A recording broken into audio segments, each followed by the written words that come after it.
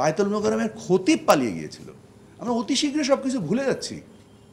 আমি দুঃখিত, নিশ্চয়ই আপনারা হয়তো আমার থেকে আরও বেশি জানেন, আরও বেশি করে মনে রেখেছেন, কিন্তু আমি বলবো আমাদের সামগ্রিকভাবে আমাদের প্রাতিষ্ঠানিক সক্ষমতা বাড়াতে হবে। আমরা কেন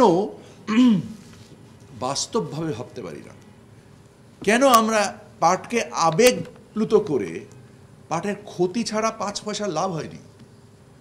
এত বিশাল শিল্প, যার উপরে ভিত্তি করে আমাদের অর্থনৈতিক অনুমানের উপরে আমরা স্বাধীনতা যুদ্ধের মতো যুদ্ধে ঝাঁপিয়ে পড়েছিলাম, কেন আজকে এটা দুস্থ শিল্পের মতো যে একটা লোক, ওই যে আমরা আগে ছোটোবেলায় দেখতাম যে খোতে একটা সাথে নিয়ে খোঁচা খোঁচা দাড়ি ঘুরে বেড়াচ্ছে, মানে একটা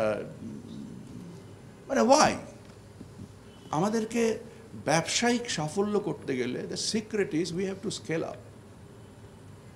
স্কেল আপ যদি না করতে পারি, তাহলে আমরা অনেক ধরনের কথা বলতে পারবো, সেমিনার করতে পারবো,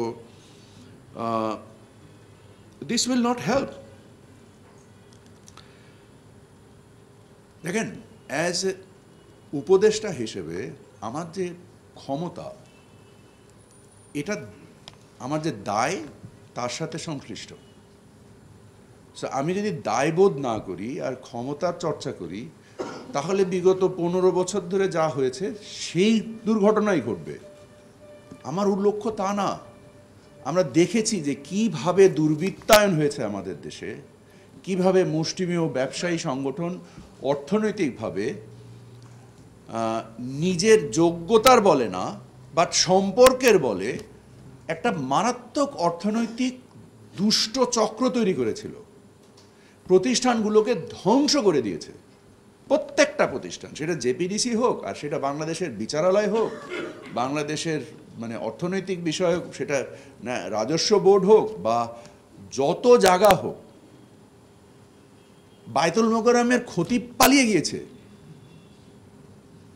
একটা ধর্মীয় প্রতিষ্ঠান, জাতীয় ধর্মীয় প্রতিষ্ঠান থেকে বায়তুল মোকাররমের খতিব পালিয়ে গিয়েছিল।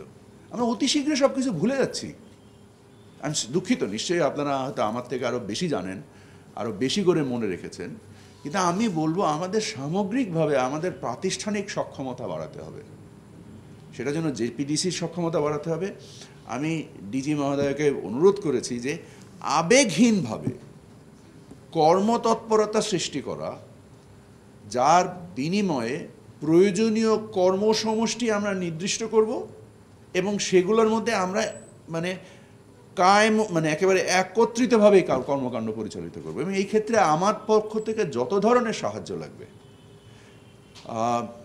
যেহেতু আমি এই ব্যবসার সাথে সংশ্লিষ্ট, আমি এটা বলতে পারি যে আমি আমার যদিও আমি ব্যবসার সাথে সংশ্লিষ্ট ছিলাম, আমি আমার ব্যবসার সাথে সম্পূর্ণরূপেই সম্পর্ক ছিন্ন করেছি। আমি আমার প্রতিষ্ঠানকে কোনোভাবেই প্রতিনিধিত্ব করি না এখানে, বাট তারপর আমি বলবো যে আপনাদের প্রয়োজনে যদি আমার প্রতিষ্ঠান সহ, যেখানে আমি শেয়ার হোল্ডার, এখন আমি তার বোর্ড অফ ডিরেক্টরস মেম্বারও না, ম্যানেজিং ডিরেক্টর তো নাই, বাট মাত্র 4 বছর কিন্তু পাটে আমার পরিবার 80 বছর ধরে, 4 বছরে আমি হয়তোবা এই গল্পটা আপনাদের উৎসাহের জন্য বলছি, মাত্র 4 বছরে আমি যখন এই পাটের ব্যবসাটা অ্যাকোয়ার করি, তখন আমার ব্যবসার পরিমাণ ছিল সম্ভবত 400 কি 500 কোটি টাকা।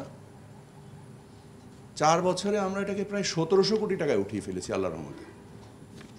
সো এবং আমরা মনে করছি এটা 2000 কোটি টাকা খুব হয়তো আর 1-1.5 বছরের মধ্যেই, বা 2 বছর বা 3 বছর, এটা 2000 কোটি টাকা ক্রস করে যাবে। What has enabled that? নিয়ামক কী ছিল? Scaling up.